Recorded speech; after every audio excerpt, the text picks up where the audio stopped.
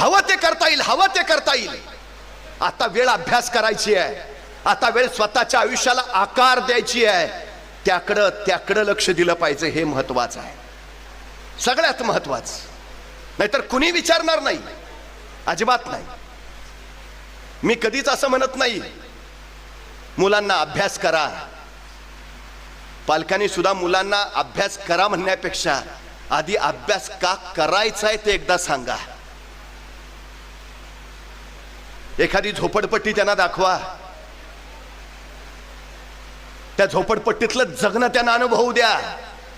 4 घरं मागून आणल्याशिवाय सायंकाळचं पोट भरता येत नाही अशी कैक माणसं जनावरांचं जीवन जगतायत हे आमच्या पोरांना एकदा दाखवा. आणि उंच उंच महाल सुद्धा त्यांना नेऊन दाखवा. त्यांना सांगा ह्या झोपडपट्टीत आहे, उघडा नगडा अनवाणी भीक मागत जगतोय